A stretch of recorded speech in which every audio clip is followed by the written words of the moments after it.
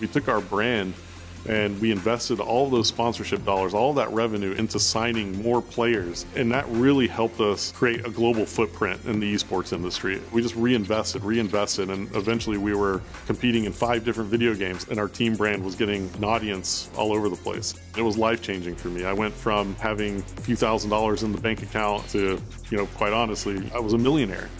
I'm Mike Rufail, and I'm the founder of NV Gaming here in Dallas, Texas.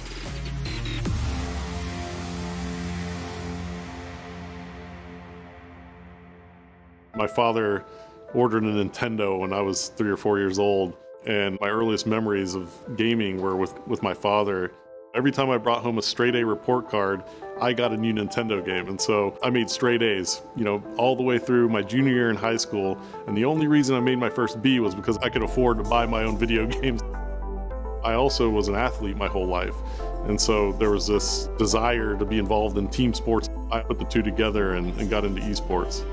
I was always playing video games in college and really only studying when I had to be quite honest. But I did really well. I was fostering tournaments and I was always involved trying to create competition around video games. And it hadn't crossed my mind quite yet that I could have a career in video games.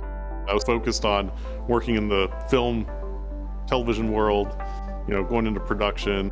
I was working as an assistant, and there was one day that I showed up to a shoot and a producer sends me to Starbucks at 7:30 in the morning, an order for 17 coffees, and starts cursing me out for being late. I just right then and there dropped the coffees in front of her and said, I'm done with this. I'm gonna go work for myself and try to make a career out of pro gaming. I had to win to provide income. First few years were really rough. I mean, I have tax returns where I made $10,000 in a year.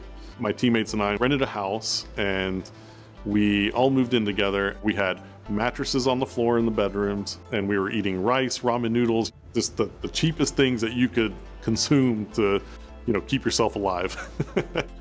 So as we were winning all these Call of Duty tournaments, it was back in 2009, it never really occurred to me that this could be a business until we had the first advertisers, sponsors contacting us saying, hey, let's get you guys exclusively wearing our headphones and we'll give you $70,000. It really turned a light bulb on for me. I thought, hey, there's something here. I lived here in Texas from birth until I was about 15 years old. So the opportunity when it presented itself to come back here to Texas and operate our esports teams here representing the city of Dallas was a dream come true.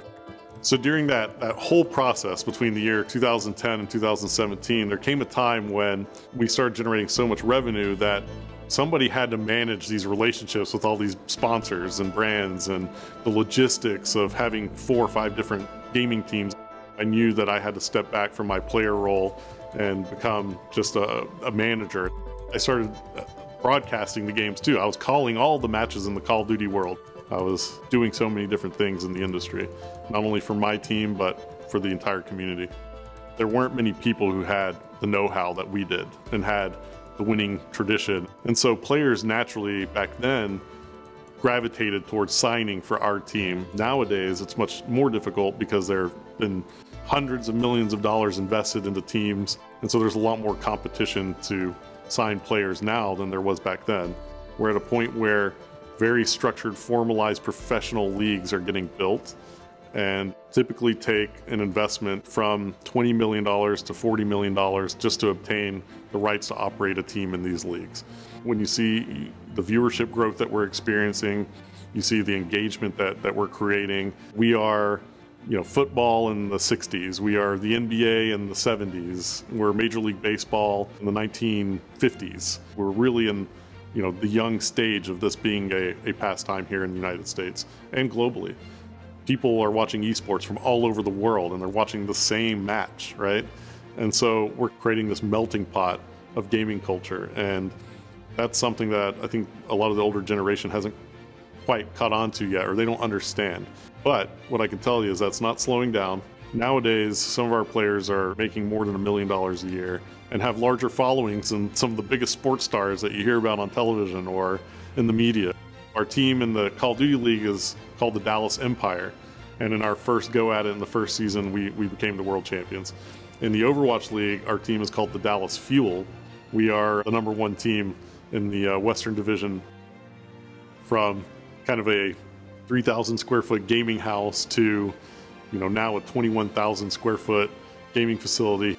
We have a fully functioning live production studio. We have a box studio. We have specialized training rooms. We have a cafe. These are things that I couldn't even fathom 10 years ago.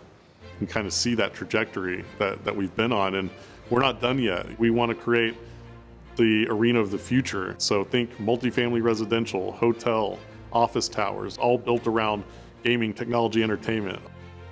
People always ask me, did you ever think esports would be this big? And I have to tell them, yeah, absolutely. I mean, that's why I'm here. You have to work for it. You have to believe in it every day. There have to be people that push the envelope, that pioneer. And we've done that.